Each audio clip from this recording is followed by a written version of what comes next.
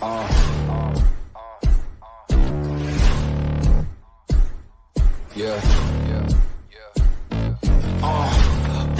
me and my tone. You can't step to my throne. They ain't working like me. I did this on my own. You asking where we been, huh? I don't know where to begin, huh? All this dirt on my skin. I just came here to win. I'm more than a man, I'm a monster. Somebody call a pastor, doctor. I got a sixth sense for imposters. So now I'm coming for the whole roster. It's not a game, why you playing with me? You could double back, lose track, try and hang with me. It must be in my veins, something you can't tame, cause I break the chain. Can't control me. I got the power. Welcome to the Talkin VAWLS Network. My name's the Indy Kid. I'm Dauber. What's happening? What's up? Oh, not much. Yeah, Tennessee, 107. No, let me rephrase that. Kentucky, 107. Tennessee, 79. Rough game today for the Vols. I'm gonna go on my emoji just a minute, but what's your thoughts on this one, Dauber? Go ahead and lay it out there. Tough. It's hard to beat a team that is shooting the ball so well. Kentucky shoots almost or just over right at 80% the first half. Come out in the second half and they don't drop off that much. Everything they're throwing up went in. Don't get this twisted. I will give a compliment to Tennessee. I think offensively they played a little bit better stats wise. You get into, they shot 53% from the floor. That's a lot better than they had been in a few games leading up to this one. Still, it wasn't near where they need to be to compete against a team like Kentucky. Way too many turnovers. Couldn't get the ball into transition. And still, poor shot selection. And, we talked about it the other night, missing open shots. I think that's still plaguing this team. Really thought they would be a much better shooting team. And frankly, they're just not dropping. No, they're not dropping. I mean, offense was a little better today, but yeah, that number 2 in the defense in the nation was rough today. And, part of that too, I think, was just they had 20 turnovers on offense, and Kentucky had a lot of fast break on the go momentum. I mean, Kentucky shot lights out today, 61% from 3-point range, right at 68% field goals, 95% free throws. I mean, they were on today. I was concerned about this game going in. I didn't anticipate it being this kind of a blowout, but, after some back and forth to begin the game, Kentucky ran off and left them. I mean, it was bad, and Rick Barnes has got to figure something out. He does. This standard he's holding guys to. And I'm watching guys get out here, veteran guys, make the same mistakes over and over and over again. There's double standard on this team. To the point, though, I made, you look at the game stats. Vescovi, 7 of 10 from the floor. Chandler, 7 of 11. James, 4 of 8. So, Kamwa, 3 of 4. So, you had guys hitting shots. I did see during the game some guys comment on the Facebook group. Fulkerson. Yeah, he had another rough game, and not making excuses, but the guy's coming back from COVID. So Barnes this week kind of clarified his comments after the LSU game of he needs to step up or stand aside, and I think he's saying he either needs to let us know that he can make an impact in the game or tell us he needs to sit, which last game he pulled himself out a number of times is what I read. And, it's going to be one of those things. We mentioned it last show. Hopefully this team grows from this. You had a lot of guys get some minutes that haven't really seen minutes, so that was good. Saw some positives there. But you hope this team grows from this game and begins playing better basketball heading into February and into March. And that's really all I can say about it. It's a tough thing. I think today saw – appreciate what he's done down there. It's almost that time, though. And I know he's coming off of COVID, but what bothered me today was the times he would turn the ball over and I just saw him put his head down and just jog. Right. And that's a problem. That's a problem. And, of course, Huntley Hatfield got in with 10 minutes to go, had 11 points. Barnes is holding him to it. And I get it. He had to interview him earlier in the week, and he said, his teammates have even been on him telling him they need him. Barnes has got to he's got to let up a little bit on it because what Fulkerson's doing versus what Huntley. I've watched both guys all year long, and maybe Huntley Hatfield needs more. I got a feeling it's coming with practice. And sometimes guys, it's easy for them in high school, and they have trouble transitioning to college. It was easy for them then, so they have trouble kind of amping that up a bit. But still yet, man, something's got to change, and there's just guys not getting the job done who are in there.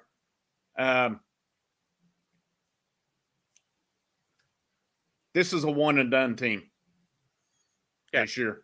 This is a one-and-done team, and I don't see anything. I don't get that 4 or 5 minutes into each half of the game, Chandler's out first thing.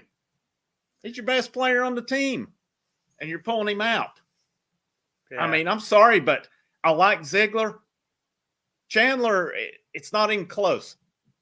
Chandler's your main point guard. He was playing pretty good. It's like he had one shot he missed bad. Barnes pulls him. I mean, other guys can't catch the ball, don't do it, and they're still playing. It's just, I don't know. It's Tilly in the chat brings up what I was going to say there to your one and done comment. And that's if we make the tournament. Leading up to this game, there'd been a stretch of 2-3 games that I could seriously see if they played like that the remainder of the season and don't make some changes and get a little bit better, they might be hard pressed to make the tournament. With the SEC as deep as it is, I don't know that 20 wins get you in. We've seen that, and you're sitting at 11 wins right now. That may be a stretch to even get to 20, unless you're talking of taking a run at the SEC tournament, which Tennessee has never done. So, this team is far from a lock, in my opinion, to make the tournament. I mean, that's an interesting point. It's an interesting point, just looking at the schedule going forward. So, let's see. So that moved Tennessee's record to 2-3 in conference, 11-5 overall. So coming up, and we'll kind of share the schedule so we can kind of go over it. Oh, let me hit this real quick. I missed this one, but Everything Sports with Jay Rice. Thank you, Jay Rice, for the super chat. We really appreciate you. Hatfield, they doing Powell transfer. Barnes don't get his head out his rear end. I could say I don't know about Powell because he's already had his one he'd have to sit, transfer. Yeah. So he'd have to sit. Well, I mean, which obviously doesn't mean that he won't. But, this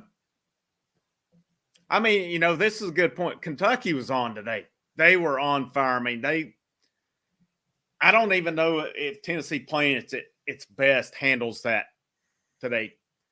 I mean, somebody said earlier, the transition points like 29-0 Kentucky.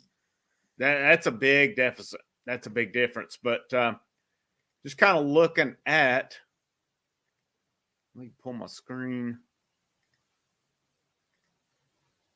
Here we go. It's from UT Sports. So let's see. Obviously, 107-79 today. So Vanderbilt Tuesday at Nashville. Tennessee should win that game.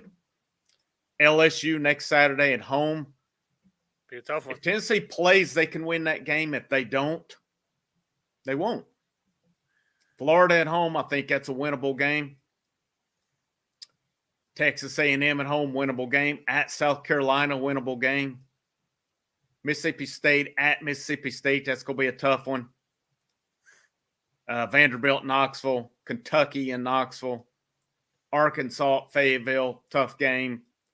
At Missouri, road game, tough game. Auburn, Tennessee won't stay within 20 points of Auburn right now, the way they're playing.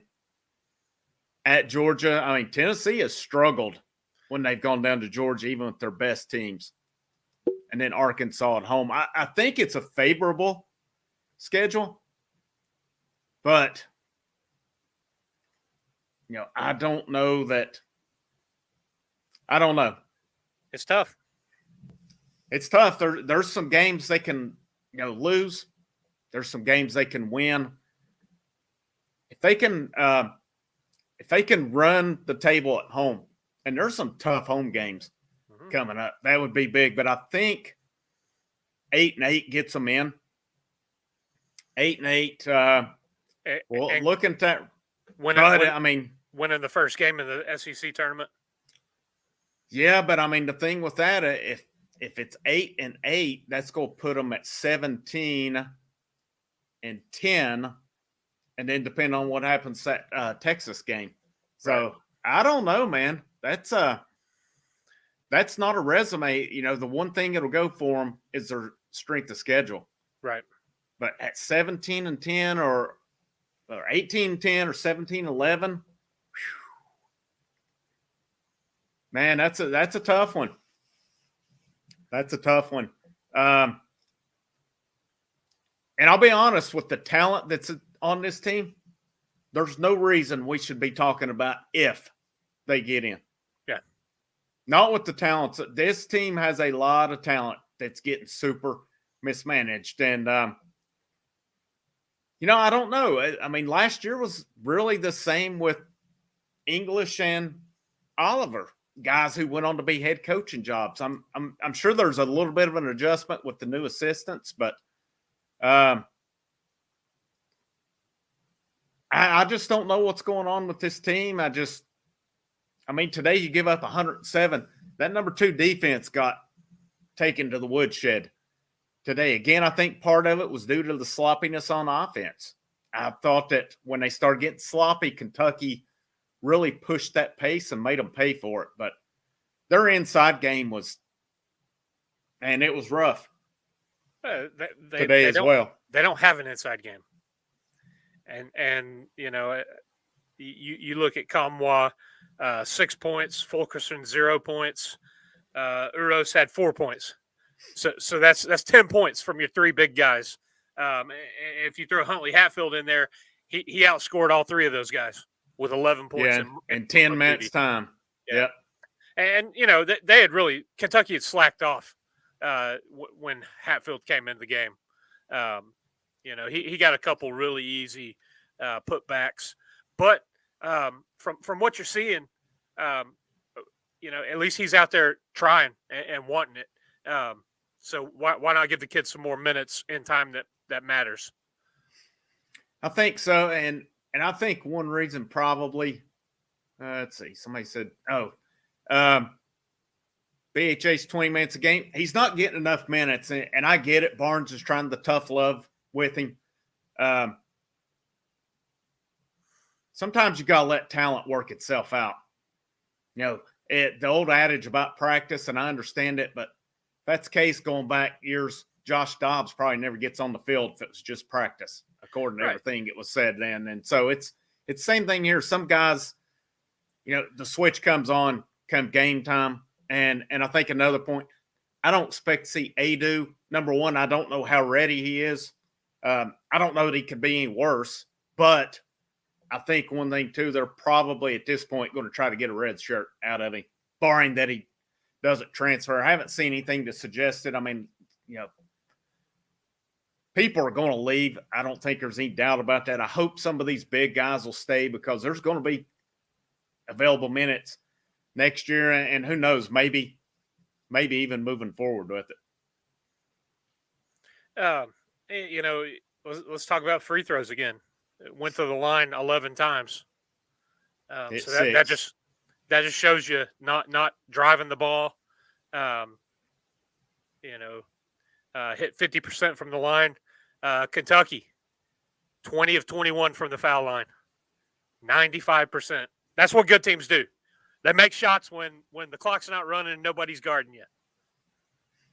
Easy points right there. So, hats off to Kentucky. They're the best team that I think Tennessee's seen. I think they're better than Arizona, and I think that they're better than Villanova. The way they played today, the way they moved the ball around, the way they shot it,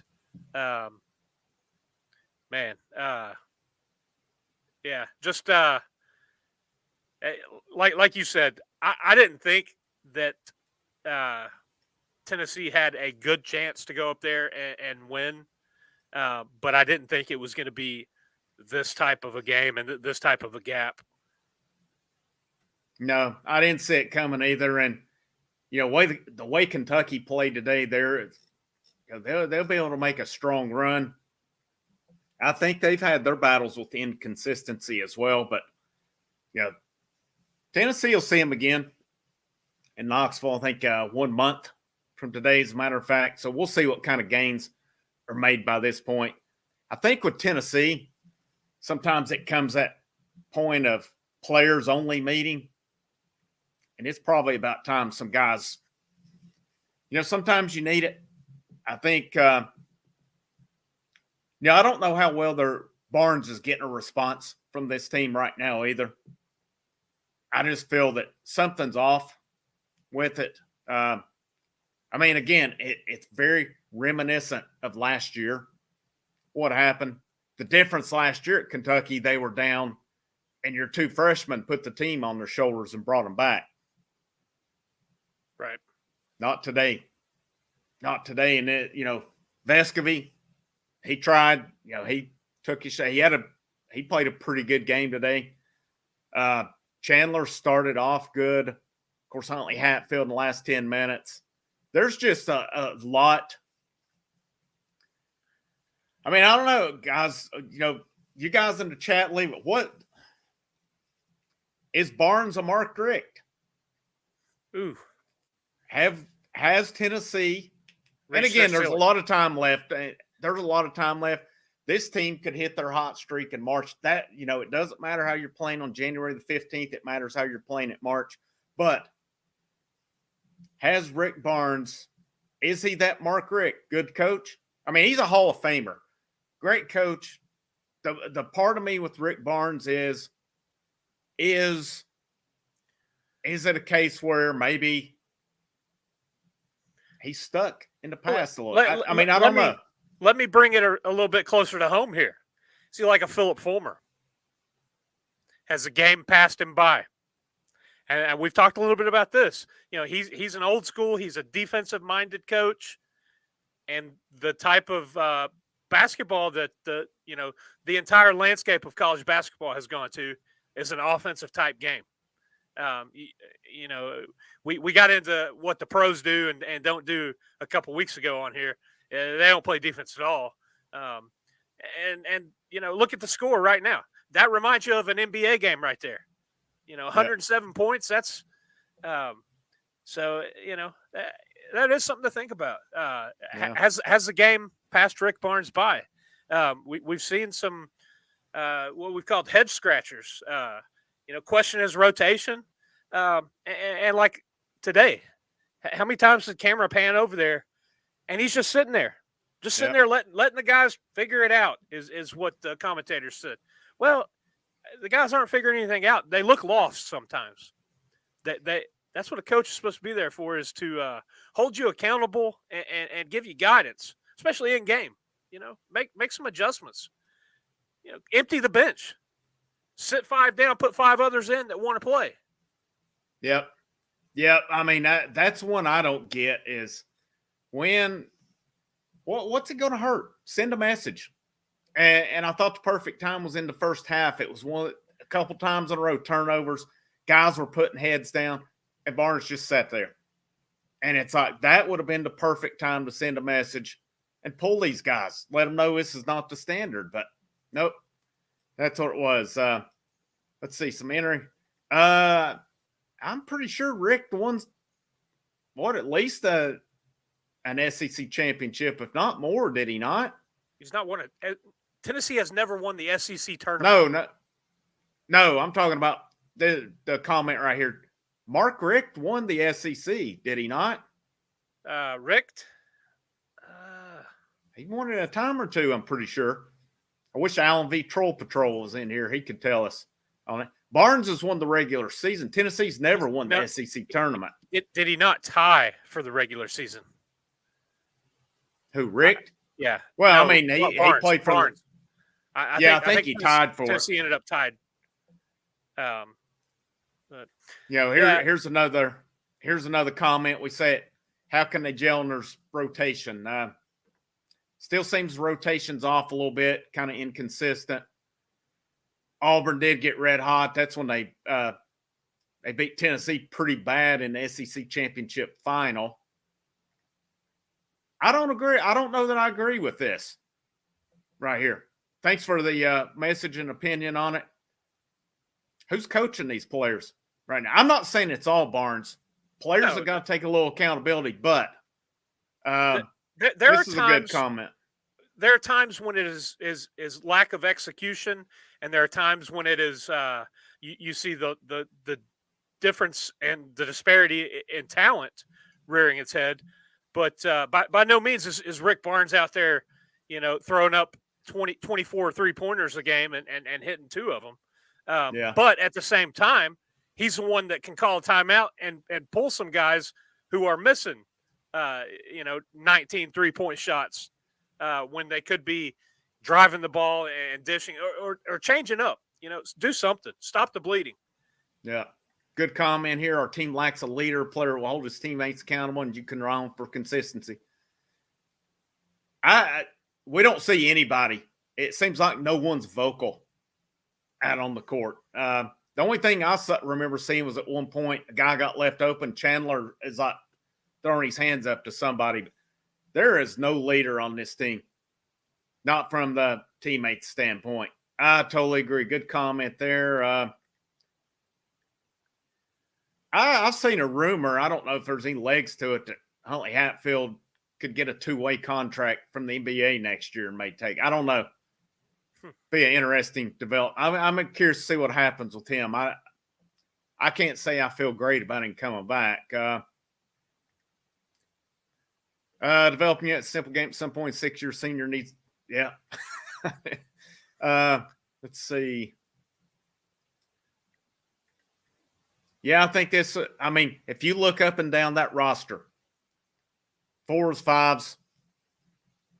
I mean, the funny thing is he has had more success down there with lower recruiting classes.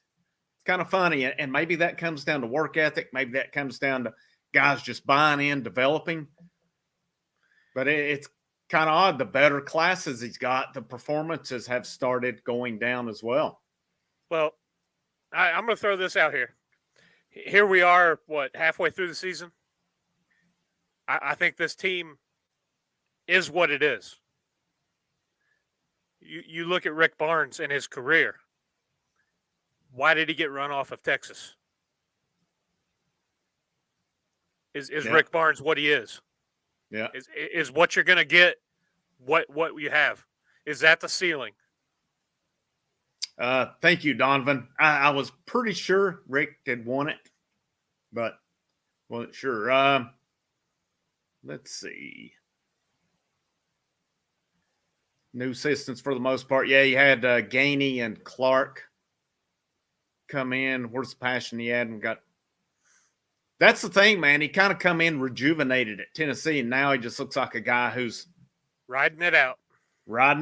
Yeah. let's see. Starting to lose my. Yeah, I'm almost at that point with him too. And again, I will see how the season plays out, but I don't want this to become a stagnant program. It's just been, I feel it's been a poorly coached team this year. The recruiting, albeit VJ Edwards could pick up, but otherwise they got smoked. Yeah, in recruiting this year. I mean, this is something as well. I feel like, you would think it's 7 years. He's hit that consistency. He's been here. You would think this program upper echelon. I feel like it's dropping a little bit. Other teams are passing Tennessee. They're making strong hires, or they're innovating or evolving. Where Tennessee's not. Tennessee's stuck spinning the tires right now. Let's see. What else we got? Yes, absolutely. I am so ready for baseball. We've talked about it off air. It's a little bit of a grind this year to talk basketball. It's I think this is a good comment. I'm tired of the veterans players' inconsistency.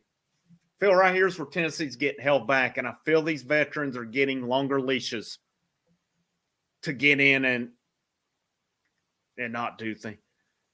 Strength and conditioning. A lot of good comments here, guys. Keep them coming. Appreciate you guys. I've said this team, strength and conditioning, other than Vescovy and Ziegler. I know he talked about those guys can go all day. I think their strength and conditioning is good. Other than that, I mean, Fulke's almost 25 years old and still getting pushed around like a rag doll. But he always has. He's always been a guy that's been leaned on and kind of manhandled in the paint by a true big guy, and that is one of Tennessee's biggest problems. Is they lack a guy to go toe to toe with a true big man when you face somebody like you did today.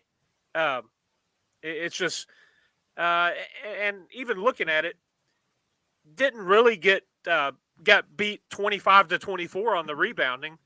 But you look at Kentucky had 10 offensive rebounds, and then they had 20 defensive rebounds. So, Tennessee's not getting second chance offensive attempts. They're just kind of a one and done every trip down the floor offensively, and then a lot of those led to transition fast break points for Kentucky. Yep. I think you threw that out earlier. I'm not 29-0 sure what it ended up, but yeah, I wrote down at one point it was 27-0, and it was just, there in the first 5 minutes of the game, kind of back and forth a little bit, and then back-to-back possessions. I think there was a turnover and then a missed shot that Kentucky went down and hit a transition three. So just like that, that's 6-point swing, and never really recovered from that. And it was 2 in a row. It was it?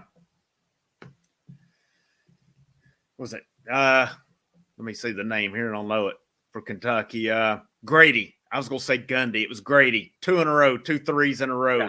Yep. That pushed it to 12-5, and then it was over from there. I said this last year on it, and there was a guy, I remember, in comments went back and forth. He's like, "You're saying championships don't matter."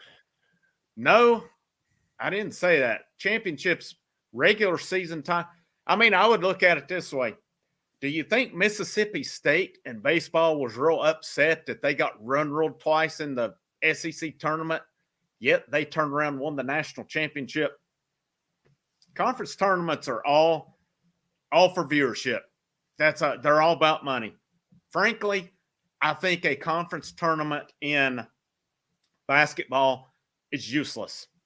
Except I don't even think they should have them. It's not going to go away, but I feel it, especially like a Southern Conference, conferences like that, it totally negates the regular season. If an ETSU or a UNC Greensboro or whomever, they blow through the conference, all of a sudden they get upset. They're out over one weekend.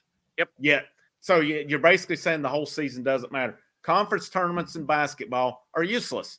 In my opinion, they should add 2 games to it and do away with them.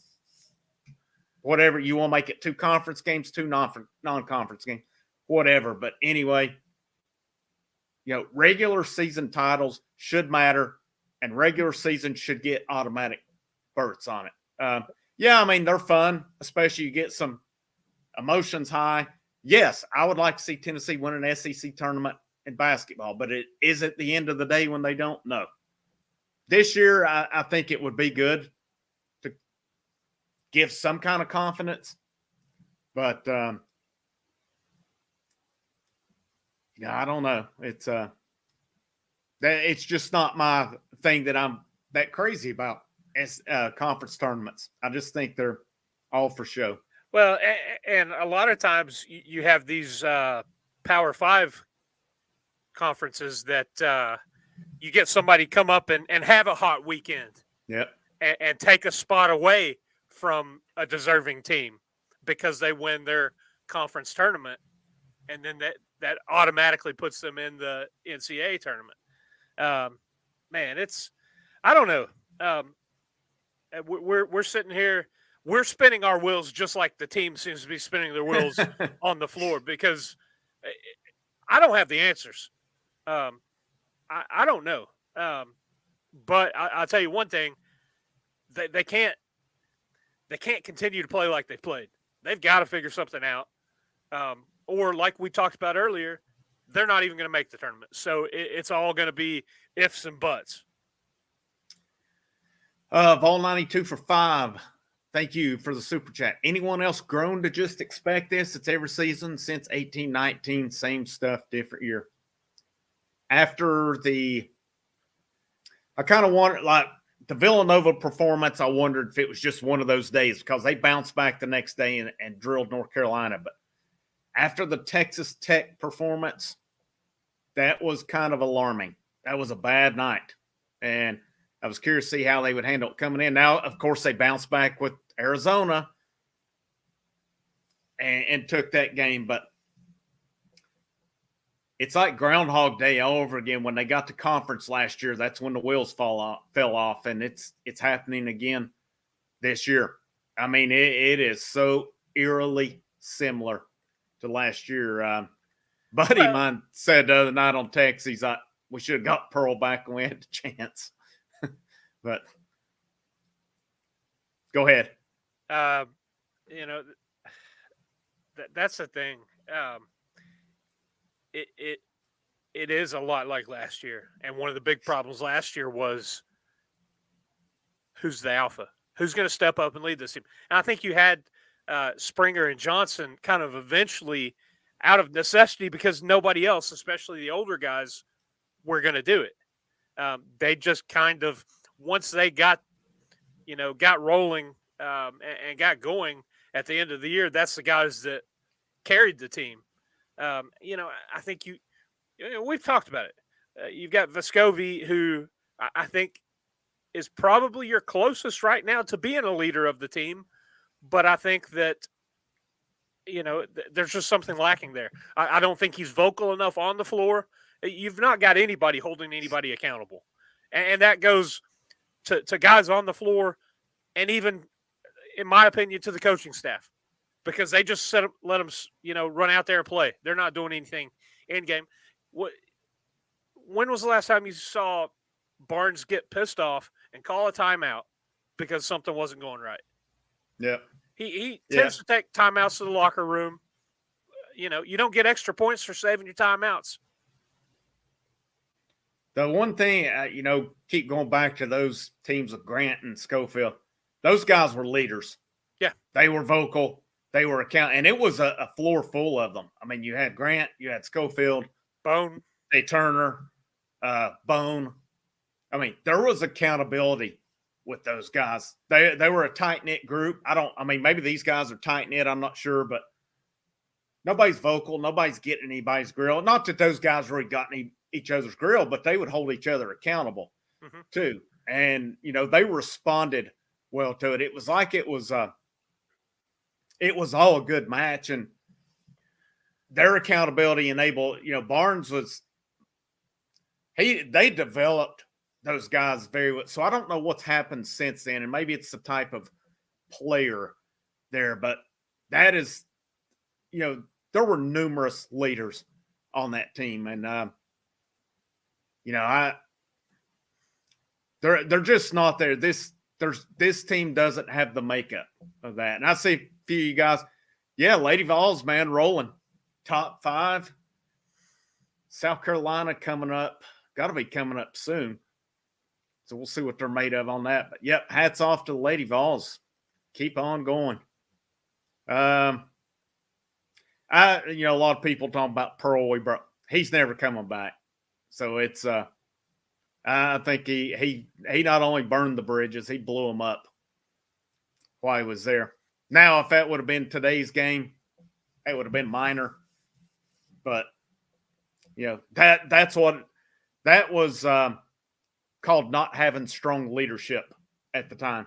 If you had a Danny White or a strong leadership at the time, that's swept. That's not even a big deal. It's handled. It's handled. Exactly. It is handled. Let's see what else we got here.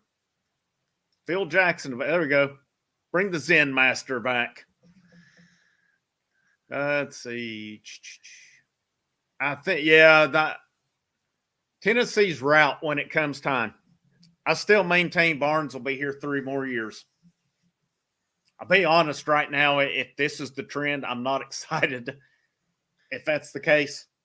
But if this is the trend, I don't know that he lasts 3 years, because you look at the temperature of the fan base right now, and I think it is rightfully so. You look across the board and you see the talent that is on this team, and you see the results that are happening.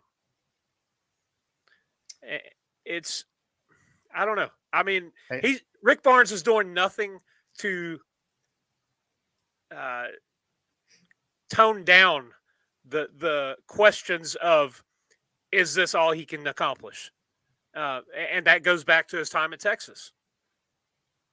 Yeah, it got to that point because, you think how long he was at Texas, and I don't think talent was the issue at Texas either. It just got to the point where he wasn't getting it done.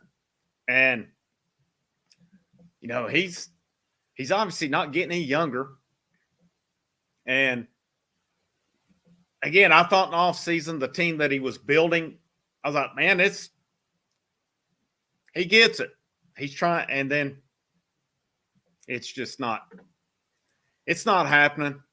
And, there's going to be that time. And, I've seen Kim English mentioned as a possible. The one thing with Danny White was, and Kim English, I don't know if there's any familiarity with him prior to last year, but Danny White wasn't there but that long while Kim English was. I don't know that Kim English is even a candidate when Rick Barnes leaves. Maybe he is, maybe he's not. But I think you go out, is it a Wes Miller? Somebody mentioned that heck of a coach. Was it UNC Greensboro? Now it's Cincinnati. Maybe that's a good option. Maybe you go completely outside of the Barnes coaching tree, if you will, and you don't even look at somebody like English. Yeah, I think you do. A Nate Oates at Buffalo, good example. So obviously you're not going to get him, but somebody similar to him. A lot of times now guys are not leaving Power 5 to go to transfer to Power 5. And with Cincinnati moving to the Big 12 here in the next couple of years, maybe Miller would leave, maybe not. But Cincinnati's an underrated school in sports. We saw it. They made the playoff in football this year. They've always seemed to have a strong basketball program. I'm trying to think. Barnes tried with some transfers and got beat out, so I don't know if it's a case he didn't try. Let's see. Need a Kyle Alexander. Kyle Alexander is a good example. Kyle was developed when he was here. Probably could have used a red shirt, but based on the status of the roster when Barnes took over, he didn't have it. Let's see. I think this is the thing I believe in. When Dave Hart was there I think him and Barnes had a relationship. It worked out perfect. I mean, Barnes come in at the right time. He really did. Well, and don't twist it. He has righted the ship for Tennessee basketball. It was a mess when he came in, but is he going to get it to where we all want it to be, or is just fixing the mess that he inherited really all he's going to be capable of? Yeah. Some people mentioned Rick Pitino. I mean, Rick Pitino can still coach, but it's I don't see that one happening. Let's see what else we got. I mean, like you said, man, it's spinning the wheels. It's like we could almost record each show and just insert team here and score here, and it's the same thing over and over. I'm like you. I think this team is what it is. I don't think there's any alpha. Like you said, the closest thing there is Vescovi. I mean, I know this guy's – he's not afraid to take it. He's not afraid to try to put it on his shoulders. But I don't know, man. I just don't see that fire. This is a team that looks really lost. Took the year confident. Yeah. Lack of confidence. Lost. It's just nobody wants it other than, one or two.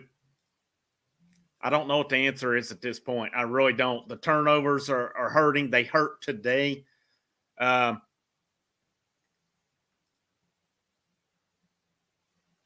Just don't see. I hope it turns around. But all right, Barnes said BHA will be playing more. Has seen a change in him. So why did it take him 30 minutes to get in? I mean, thanks for leaving us that comment. I hadn't seen the post-game quote yet. It's pretty interesting. But, I think you're talented guys. I get it. Sometimes it's, guys who've been there, who's done it. Gets to a point, man, if the younger guys are just as good as the veterans and the veterans are making mistakes, it's time to go with talent over veterans. And, maybe I still think Fulkerson, he still looks a little gassed. Yeah. So I don't think there's any doubt he doesn't have his legs back under him, but man, he has been. And hopefully we see him get back to where he is contributing and making an impact in the games. Because right now he's not.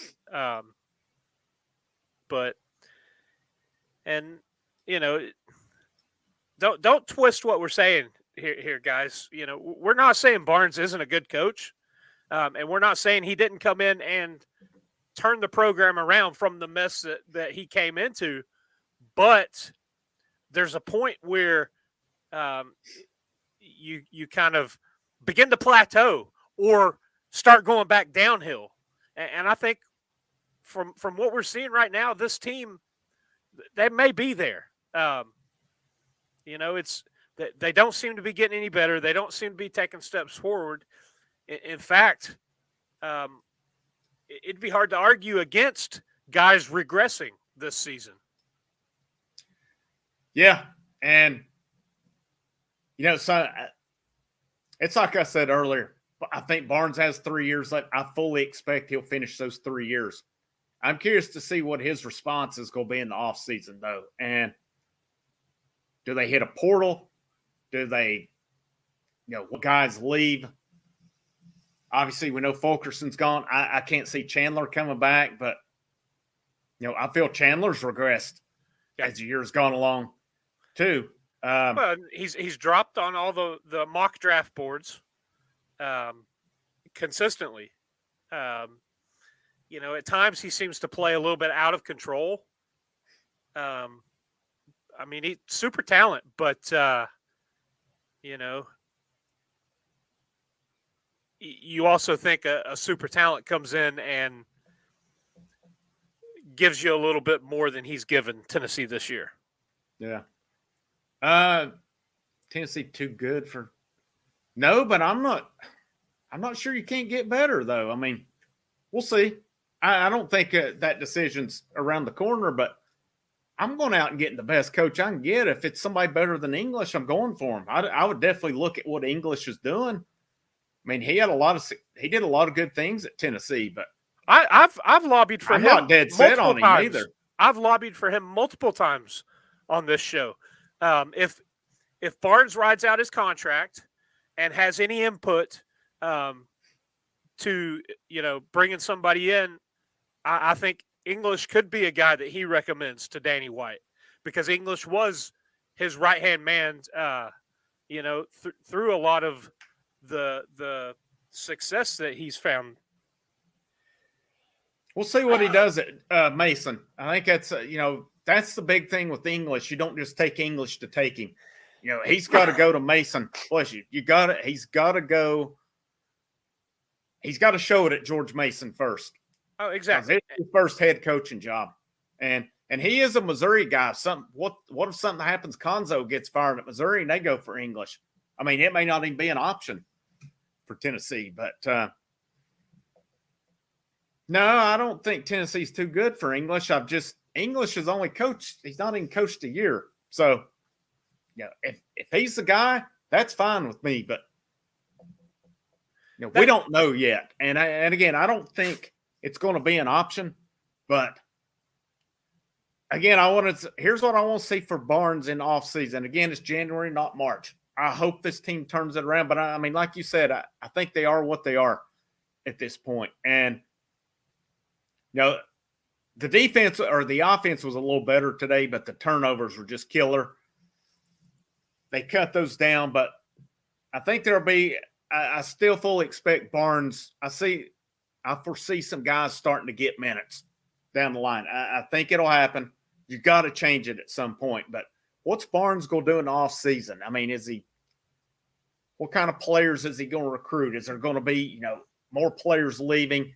How does he change in the offseason as well? That's going to be a big thing, because if he just stays the course with it, it is what it is. And, I don't see it changing. But if you hadn't already, guys, of course, I hadn't even said it. Make sure you hit that like button and hit subscribe on there as well. Let's see what else we got here. James Fair, $5. Thank you, James. Looks like we need to back the truck up to Auburn. Yeah, that one's – I don't see that one happen. And then who's to say Pearl would even leave Auburn to come back to Tennessee? He's in pretty good. They supported him when he probably should have been at the house now as well. Must be about time to wrap it up since we're getting the old bots in here again. Yeah, the bots are coming. Yeah, I don't know what much else there is to say. I mean, it's debating the same thing over and over. Tennessee needs one good game, and Tuesday night's a good opportunity. Go down to Vanderbilt, 9:00. We will not be like – it's a late game. It ain't happening this Tuesday night. It's just not. I will have a video first thing Wednesday morning. Boogie will get that posted when it gets rolling. Looking to schedule our next live one. Looks like LSU is next Saturday, 6 p.m. We'll be live directly after that. So around 8 p.m. for that. Florida – Wednesday, the 26th at 6, will be live after that. So most of them going forward will be live. Some of those Wednesday, 9:00, Tuesday, they're tough.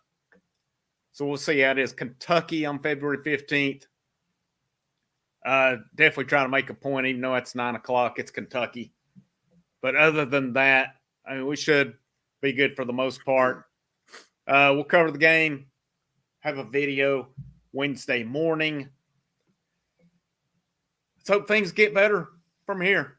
It's just it's at that point in the season, tough season. We're going to see what this team's made of. How can they respond?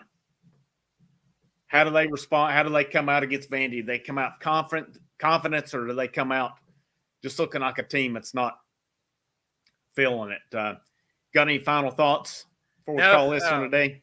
Just like you said, heading down to Nashville, need to bounce back. Get creeping and crawling and grinding towards 20 wins, because I think that's going to be kind of the go or no go for making the tournament, honestly. Yeah, it's and it's a favorable schedule. I still think if they can take care of the games they should be no worse than 500. Yeah. But let's see. Did we look at Kentucky? Looked really good today. I mean, I wouldn't say Tennessee looked. I don't think they looked terrible, but I don't think they looked good either. But Kentucky was just on fire. They were on fire. But well, okay, they shot over 60% from both 3-point and from the floor, almost 70% from the floor. Yeah. First half they shot 80%. Guys, that's tough. I don't care if you're the number 2 Ken Palm ranked defense in the country. When a team's hitting everything they throw up, it's hard. And yeah, Kentucky did get some open looks, some easy baskets, but they were getting defended a lot too. So, yeah, absolutely. Yeah, it's about time to wrap this thing up. About time to go watch the Silver and Black, the Raiders, playoff bound against the Bengals today. Not sure how that one's going to work out, but pretty excited there. But another tough day for Tennessee. Kentucky 107, Tennessee 79. That moves Tennessee to 11-5 overall, 2-3 in conference. Long way to go for this team, but I mean, fortunately, it's January 15th.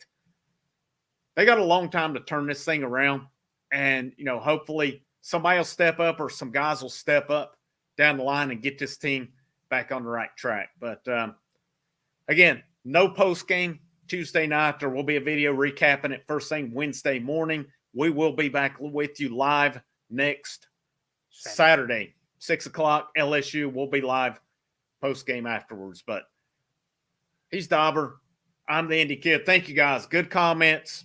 You guys ruled on your comments and stuff today. Good discussion. We're the Talkin VAWLS Network. Thanks for tuning in. Go Big Orange.